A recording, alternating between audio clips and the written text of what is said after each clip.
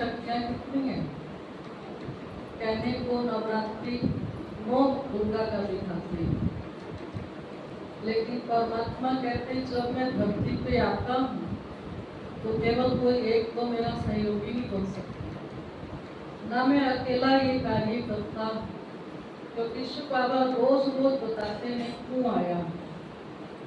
हर एक का अपने घर से निकलने का कोई मकसद होता है। हम सब जानते हैं कि आप भी अपने घर से आज यहाँ तक आए तो पहले भक्ति में था कि हम सेक्टर पे जाएंगे, तो क्या क्या करके आएंगे, रास्ते से शॉपिंग भी करनी है, किसी को मिलना भी है, जो कुछ आपके मन में विजन रहा होगा, कारोबार रही होगी, वो सब करने आप घर से निकले।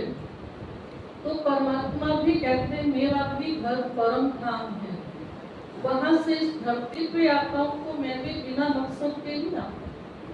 मैं भी धरती पे आऊंगा तो मेरे पास भी अपना एक कारोबार है, और सबसे बड़ा कार्य है विश्व परिवर्तन का, विश्व में एकता स्थापन करना, विश्व में सबको एक सूत्र में बांधना, जो सबका सपना रहा राम राज्य का। एक धर्म, एक भाषा, एक मत, एक राज्य, ये सब चाहते हैं, लेकिन करने का रास्ता किसी के पास नहीं है।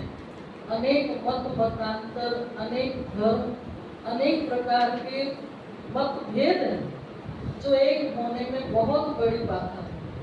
तो परमात्मा कहते ये कारोबार मेरी है। मैं भी जब परम धाम से आता हूँ तो गीता में लिखा हुआ है परित्रणाय साधूनां विनाशाय च दुष्कृतां धर्म संस्थापनार्थाय संभवामि युगे। कि मैं इस धर्म की स्थापना के लिए आता हूँ, एक सत्य धर्म की स्थापना। और वो कौन सा धर्म है? आदि सनातन देवी देवता धर्म की स्थापना के लिए मैं स्वयं धरती पे आता हूँ, और आकर के अनेक धर्मों का विनाश कराए एक सत्य धर्म की स्थापना करता हूँ। तो सत्य धर्म कौन सा है? सत्य धर्म हिंदू, मुस्लिम, सिख, ईसाई इसको नहीं कहा गया। सत्य धर्म है शांति, पवित्रता, सुख, प्रेम, आनंद, ज्ञान और शक्ति।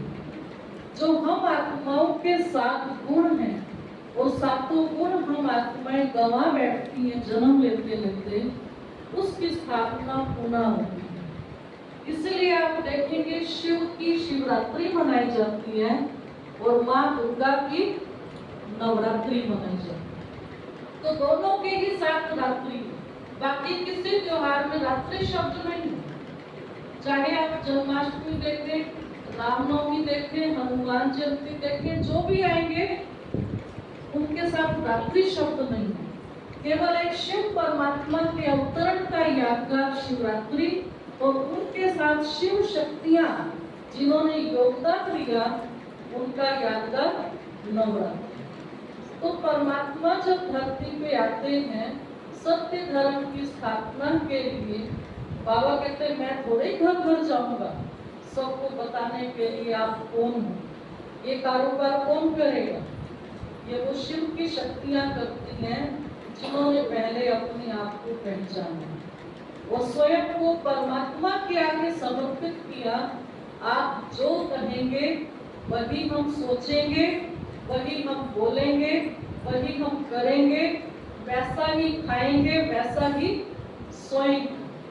क्योंकि बाबा कहते हैं ना, जो पवित्रता की एक्सट्रीम है, परम पवित्र जिसको कहा गया, वो यही है कि आपके स्वप्न मात्र में भी किसी के लिए कोई दुख भावना, न काम, न क्रोध, न मोह, न अहंकार, न लोभ, सपने में भी आपका कुछ ना हो, वेरी गुड, तब कहा जाएगा आप पवित्र हैं। और सपना तो स्वयं को ही पता होता है मैं कितनी प्योर हूँ, मेरे स्वप्न किस प्रकार के अभी आ रहे हैं। हम कोशिश सब करते हैं, लेकिन आप देखेंगे कभी कभार कोई ना कोई ऐसा सपना आएगा, सवेरे उठते डिस्टर्ब होते हैं कि ये क्या देखा है, ऐसा क्यों हुआ। तो परमात्मा कहते हैं आपके ही अंदर किसी न किसी जन्म का भरा हुआ है, वो जो आपको कभी कभी सामने आता है आपके चिंतन के माध्यम से अंदर गया होगा। तो उस अंदर के वैर विरोध को खत्म करने के लिए, अंदर के विकारों को समाप्त करने के लिए मनुष्य के पास कोई दवाई नहीं है। आज आप देखेंगे किसी को मानसिक प्रॉब्लम हो जाए, उसका कोई इलाज नहीं। शरीर के चाहे हड्डियां सारी टूट जाए, फिर भी आज आप देखते हो हर प्रकार का इलाज संभव है, हर प्रकार का ट्रांसप्लांट करते हैं। आप देखो हार्ट का कर लेंगे, किडनी का कर लेंगे, दांतों का कर लेंगे। तो शरीर के एक एक अंग को ट्रांसप्लांट किया जा सकता है। लेकिन अगर मन के अंदर कोई कुमिति आ गई, कुछ अंदर चिंता भय बैठ गया परमानेंट, तो वो अगर आपको उस लेवल तक ले जाएगा चिंतन, जो आज आप देखते हो पढ़े लिखे लोग, हाई एजुकेटेड, हाई रेपुटेटेड लोग सुसाइड कर रहे। तो सुसाइड तक कैसे पहुंचे? अपने ही चिंतन के माध्यम से, या फिर साइकेट्रिस्ट के पास जाना पड़े। वहां भी वो आपको दवाई देंगे, दवाई खा करके सो गए, इधर ठीक है, उठेंगे फिर वह चिंतन। तो चिंतन को चेंज करने के लिए मनुष्य के पास कोई दवाई नहीं है। केवल और केवल एक ही दवाई है, वो है परमात्मा से प्रेम, सच्चा प्रेम। जब दिल से प्रेम करते हैं, बाहर का हमको कुछ लेना देना नहीं। हमने व्हाइट पहना, रंगीन पहना, हम घर में रहे, मंदिर में रहे, हम सेंटर में रहे, हम किसी गुरुद्वारे में रहे, जंगल में रहे, या फिर भीड़ में रहे, क्योंकि वो है मन का। मन का मनमीत है, तो मनमीत को याद करने के लिए स्थान या फिर कोई भी प्रकार का पहनावा या फिर कोई भी प्रकार की डायरेक्शन उसकी जरूरत नहीं होती। जब प्रेम से याद किया जाता है, ऑटोमेटिक अंदर से हमारी उसके साथ डोलक चलती है। तो ये परमात्मा कहते हैं, जब मैं आपको सत्य परिचय देता हूँ कि आप देह नहीं चैतन्य शक्ति आत्मा हो और कुछ परम आत्मा की संतान, जब इस स्वरूप में टिक करके हम पिता को याद करते हैं, तब हमारे दिल से निकलता है बाबा। बाबा शब्द सुन के किसी को लगे बूढ़ा है, ये है, नहीं।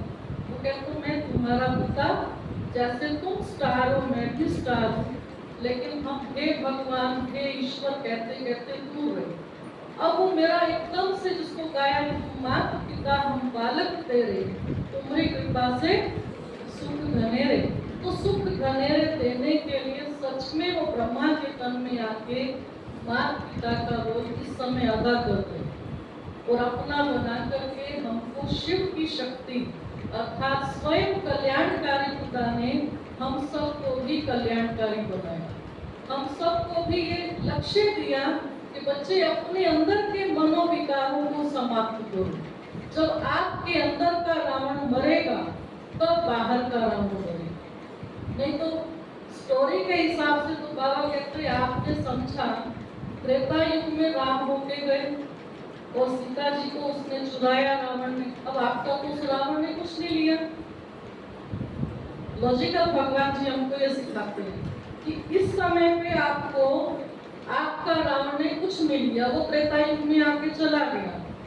फिर आप लोग सब उसका दशहरा मना करके इतना तामझाम करना पड़ता, भीड़ इकट्ठी होगी, उस भीड़ को मैनेज करने के लिए पुलिस चाहिए, उसके लिए फिर आप देखो कितने पटाखे जला के रावण बना के कितना खर्चा। तो वो सब क्यों? तो भगवान कहते यहीं से साबित होता है रावण अभी मरा नहीं, रावण अभी जिंदा है। कहाँ पे? हम सबके मन के अंदर। तो भगवान आकर के इस रावण को मारने की कला सिखाते हैं, इस रावण पर जीत पहनने की युक्ति बताते हैं। बच्चे मन मनाओ, अपने मन से मुझे याद करो, अपने सर्व संबंध जोड़ के मुझे याद करो, तो मैं तुम्हें इस रावण से मुक्ति दिलाता। तो इसका यादगार आज दशहरा मनाने के लिए, नवरात्रि मनाने के लिए कि शिव की शक्तियां कौन है? वो जो दिखाई अष्टभुजाधारी शेर की सवारी करने वाली, तो भगवान कहते अष्टभुजा तो किसी की भी नहीं है, लेकिन आत्मा के अंदर जो 8 शक्तियां हैं उसका ये आकार 8 भुजाएं दिखाई। और फिर उसके साथ में क्या दिखा दिया, शेर की सवारी। तो शेर के ऊपर कौन बैठ सकते हैं, वो शेर की बात नहीं है। भगवान कहते ये शरीर ये आपको अनेक प्रकार से बंद करता है। कभी कर्म इंद्रियां चंचल होती है, कभी बीमारियां लगती है, ये आपको एक रस स्थिति में रहने नहीं देते, एक जैसा मूड आपका टिकने नहीं देते। अभी अभी बीपी हाई हो गया, मूड चेंज हो जाएगा। अभी अभी शुगर लेवल डाउन हो गया तो फिर आपका मूड चेंज। तो इसके ऊपर मैं आत्मा कंट्रोल करके बैठती हूँ और सब कुछ भूल के परमात्मा की याद से अपने आप को एकाग्र कर लेती हूँ। और शरीर की कोई बीमारी, कोई कर्म इंद्री मेरी लगन में बाधा नहीं बनती, सेवा में बाधा नहीं बनती। तब कहा गया शेर की सवारी। तो शेर की सवारी करने वाली और अष्टभुजाधारी आप सब हो। हमारी जो माताएं भाई जो भी यहाँ विराजमान हैं, आप सभी हैं। तो आप सभी का ही बहुत बहुत दिल से सम्मान है, स्वागत है, सत्कार है।